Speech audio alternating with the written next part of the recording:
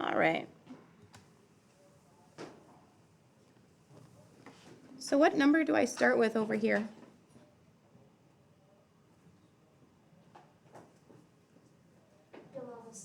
The lowest, 6.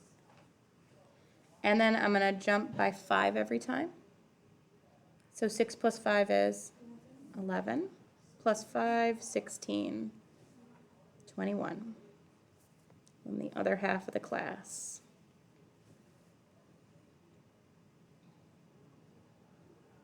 How do I find out the other half? It's right below this one, which is 10. This one. 15, 20. How'd you get 25 for that one? You're right.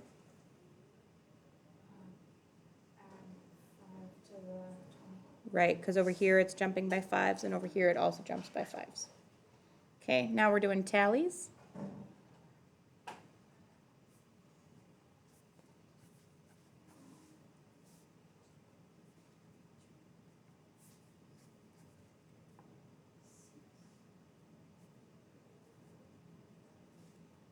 Are you good on doing tallies now, Luz? Yeah, I know.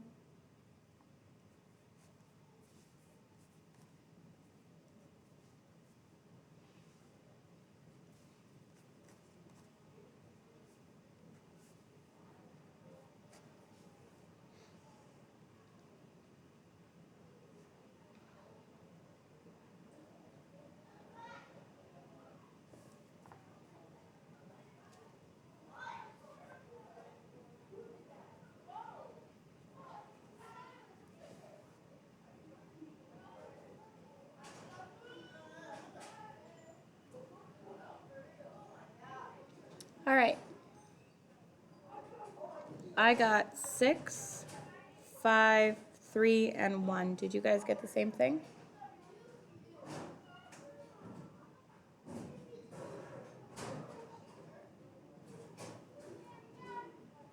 I think a couple of us are checking our work really quick.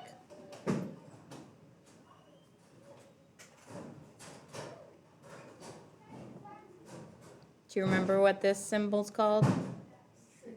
Sigma, yeah, with no, or shigma, as some of you prefer to say.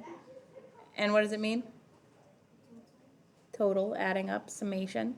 If you add them up, you should get 15, which is how many we had to begin with. That's our first little check. It's coming back to you now. What's the next one? Midpoint. Halfway between 6 and 10. 8.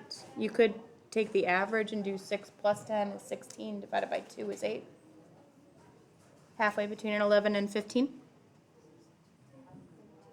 13, halfway between 16 and 20. 18, halfway between 21 and 25 is 23. But remember that these are also jumping by 5s here. What's this number called again? The class width. Good job.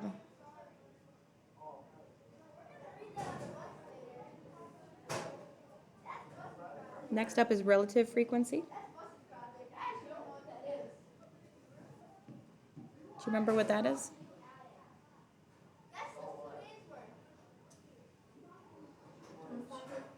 Yeah. I don't know, but the only thing I remember is it's divided by the sigma. Right, it's divided by the total.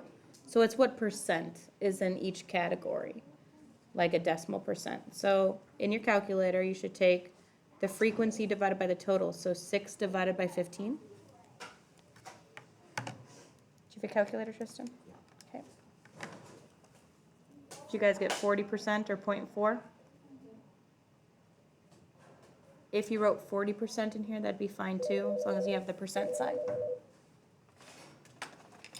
Hello.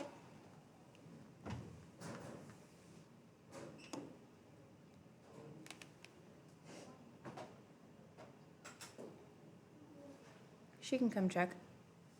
Okay, bye. Did you guys see a computer in here? Faith, I think, sits in your spot. You got anything under your seat?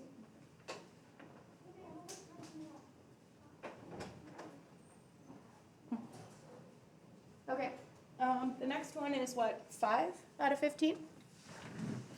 Which is what, 33%? And then 3 out of 15, which is what, 1/5, so 0.2?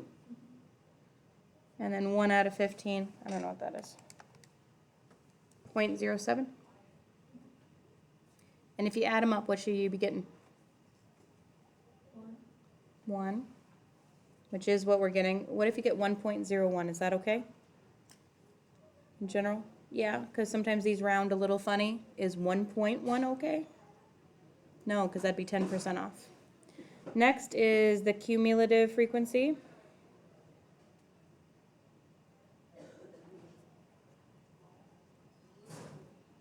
Do you guys remember what a cumulative frequency is? Go ahead. Just like the first one would be 6, and then the next one you would have to like add. Right, so it's like a running total. So we got 6 so far, then we add in 5, now we're at 11. Then we add in 3, we're at 14. Add 1, we're at 15. Those two should match. Okay, how are we feeling about a frequency distribution? Pretty great, okay. Now what we're gonna do is we're gonna make 4 different kinds of graphs using this data. And I'm gonna do a little definition of each one. So underneath the data here, in our notebook, I want you to write frequency histogram. This is what you read about on your own yesterday.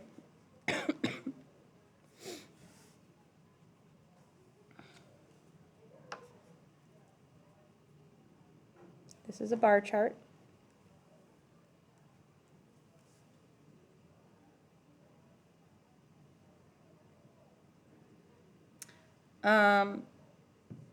You need to know that the x-axis is either going to be the class boundaries, or you could use the midpoints.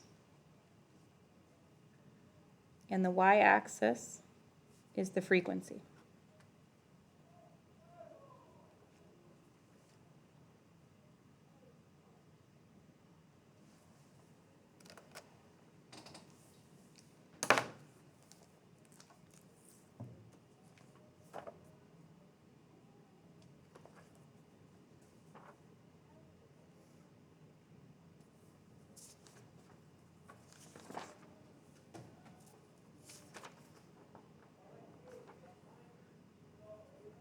Okay, so we're gonna move on to our graph paper.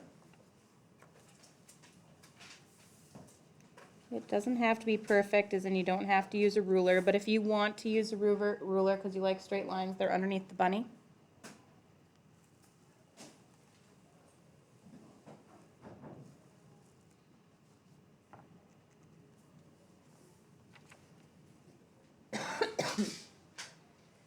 Normally I'd write like a label on top of this about what we're talking about, but for right now I'm going to write frequency histogram just so you know what this is and have an example.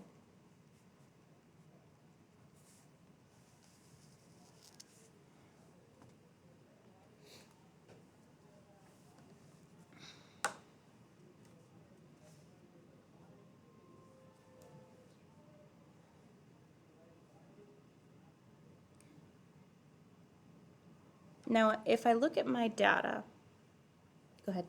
I was wondering if the computer was in there because I don't know what it is. I haven't noticed it. You're normally in Tristan's spot right there, right? Yeah.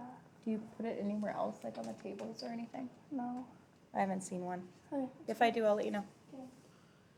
Okay. Okay. So you can do this one of 2 ways. You can either mark